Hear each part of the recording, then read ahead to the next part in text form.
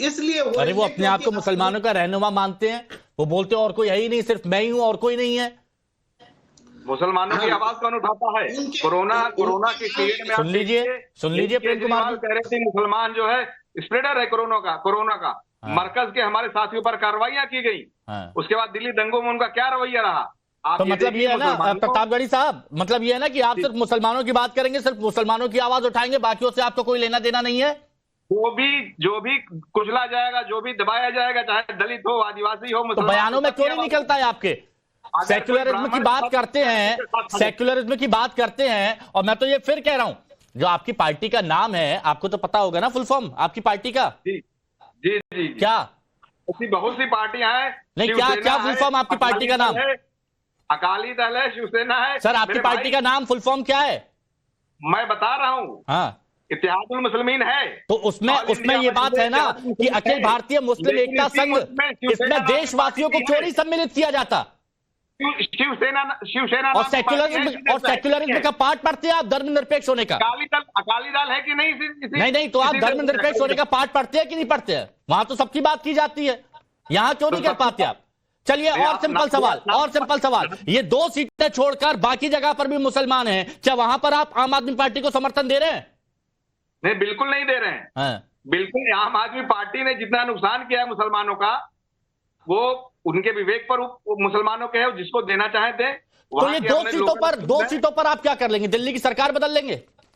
हम सिर्फ आवाज उठा रहे हैं कि देखिए मुसलमानों तो आप तो आवाज उठा रहे हैं, आम आदमी पार्टी से पूछ लीजिए ना भाई, एक सीट उनके लिए कितनी कीमती है। सिद्धार्थ यादव जी, अब हिमांशु भाई मेरी बात सुनिए जरा। बोलिए। बड़े शर्म की बात है कि भारत के मंत्रिमंडल में एक भी मुसलमान नहीं है। भाजपा का एक भी सांसद मुसलमान नहीं है। ये पूरी दुनिया को मैसेज। अरे आप लोग तो प्रयास कर रहे हैं ना कि आप जगह जगह चुनाव लड़ रहे हैं, यूपी में पूरी सीटों पर लड़े, जमानत जब्त हो गई थी, थोड़ा आधार मजबूत कीजिए, शायद हो सके कि आप लोग, है ना, सभी लोग कर रहे हैं। अच्छा मेरे को सिद्धार्थ यादव जी ये बताइए, ये 2 सीटें सेंटर ऑफ अट्रैक्शन यहां पर बनी हुई हैं। आम आदमी पार्टी चलिए खुलकर नहीं बोल रही है, लेकिन क्या यहां पर मुस्लिम वोट बैंक इतना ज्यादा मायने रखता है कि यहां खेल बिगाड़ सकता है? क्योंकि नेक टू नेक फाइट की बात भी की जा रही है, आपके लिए कितना मायने रखता है ये बताइए। देखिए हिमांशु जी, अभी प्रेम जी कह रहे थे कि किसी सीट के ऊपर अगर 30% 20% मुसलमान हो जाए तो उसको हम मुस्लिम सीट कहने लगते हैं, हम 80% 70% नहीं देखते। आपको ये बात तो जाकर के असदुद्दीन ओवैसी से पूछनी चाहिए। 30% मुसलमान अगर किसी सीट पे हो जाए तो कैसे सभी पार्टियां उसी एक वोट बैंक के आधार पर, क्या वोटिंग पैटर्न है कि सब पीछे लग जाते हैं उसी एक वोट बैंक के?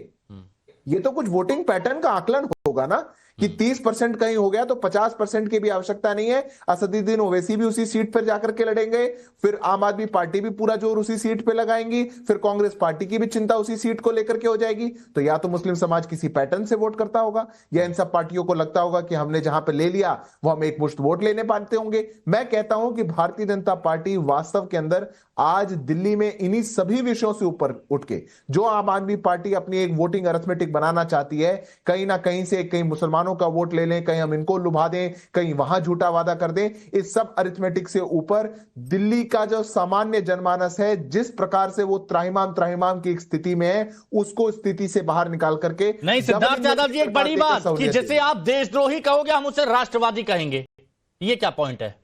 इस पर आपका रिएक्शन? ये तो हिमांशु जी इनकी आदत रही है। देखिए ना आप ताहिर हुसैन को कैसे डिफेंड कर रहे हैं सब बैठ करके। उन्हें कहा गया कि नहीं आप ये बात नहीं बोल सकते। अरे जिस चीज के लिए वो ट्रायल में किए जा रहे हैं, जिस चीज पर उनका कोर्ट में ट्रायल चल रहा है, जो 4 जून पर बने हुए हैं, जिस पर अदालत उनको सुनने लग रही है, उस बात को आप कह रहे हैं कि बोलिए। बंदा काले जी, इसका क्या मतलब, वो क्या बताने की कोशिश कर रहे हैं और इसका क्या इंपैक्ट पड़ेगा जनता के बीच में? क्योंकि वो लगातार चर्चा करते हैं तो उनकी आवाज दूर तक जाती है कि जिसे आप एंटी नेशनलिस्ट कहेंगे हम उसे नेशनलिस्ट कहेंगे।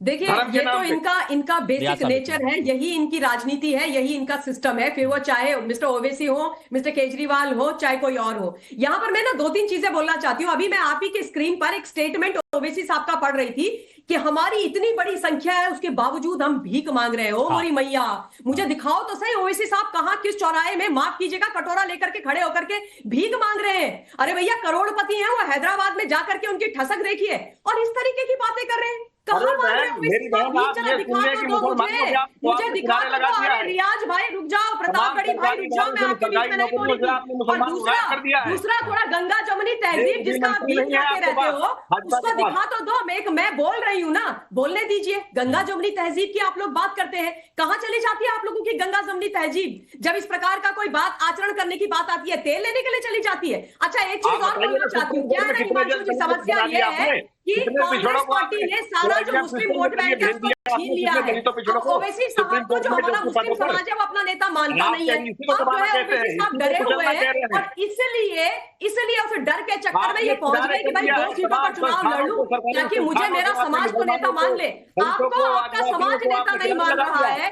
अब तो ये कह रहे हैं कि भाई राहुल गांधी मुस्लिमों के मसीहा और नेता हैं, तो आप कहा ना 3 में ना 13 में, मैं कौन खामखा वाली स्थिति में क्यों आए हुए? प्रतापगढ़ी भाई छोड़ दो आप लोग, बहुत अच्छा पॉइंट क्योंकि उठाया है, इसके आप बारे में लोग- बात आप करूं। लोग बहुत अच्छा पॉइंट उठाया है, लेकिन मेरे को रवि श्रीवास्तव जी, आपको लगता है कि आम आदमी पार्टी की राजनीति पर, वोट बैंक पर किसी तरह का कोई इंपैक्ट पड़ेगा? आप लोग बहुत श्योर नजर आ रहे हैं।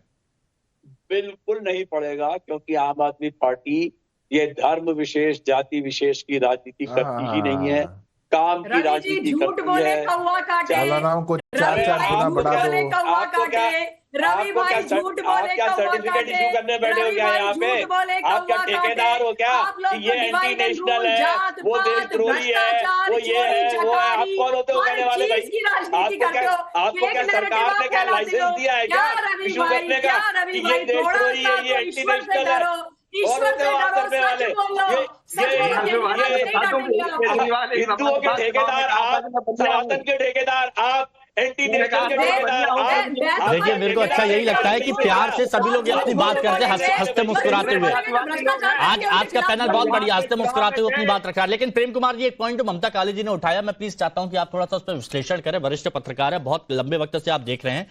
क्या ओवैसी के अंदर किसी तरह का अब एक डर है कि जो वो अपने आप को मुसलमानों का रहनुमा बताते हैं, जो वो कहते हैं कि मुसलमानों का सिर्फ एक लौता नेता मैं हूं, लेकिन जितने भी राज्यों में जाते हैं वहां पर बुरी तरह से उनको हार का सामना करना पड़ता है, तो ये डर भी उनके अंदर सता रहा है? देखिए हिमांशु जी, राजनीति में हार के बाद ही जीत होता है। अगर ऐसा नहीं होता तो जनसंघ, बीजेपी लंबे समय तक संघर्ष करते रहे। आज सत्ता में है, बहुत समय तक बहुत चुनाव हारे हैं। तो चुनाव हारना इसका मतलब ये नहीं कि उनको ये हक नहीं है कि वो अपने लिए लामबंदी तो आपको भविष्य उज्जवल नजर आ रहा है उनका? नहीं, मैं ये कह रहा हूं कि उनका संघर्ष है, वो राजनीतिक रूप से वोट मांगने आते हैं, ये उनका अधिकार है। और दूसरी बात है ना, एक बात और कि पॉजिटिव और नेगेटिव वोट, थोड़ी देर चर्चा हो रही थी, बहुत जल्दी बोलता हूं कि मुस्लिम वोटर्स पर ये लगता है कि वो किसी को हराने के लिए वोट करते हैं, वो नेगेटिव वोट करते हैं, ये इल्जाम है। उस हिसाब से तो AIMIM फिर पॉजिटिव वोट्स क्रिएट करती है। हम जीते या ना जीते, हम आपके लिए बोलते हैं, इसलिए आप हमें वोट दीजिए। तो पॉजिटिव वोट, ये दर्द तो कई बार कांग्रेस से पूछिए कि जब वोट कटता है बीजेपी को कई बार फायदा मिल जाता है, जैसे वो आरोप लगाते थे कांग्रेस और बाकी दलों से पूछे कि कितना दर्द होता है जब ओवैसी आते हैं। थोड़ा बहुत ही सही, लेकिन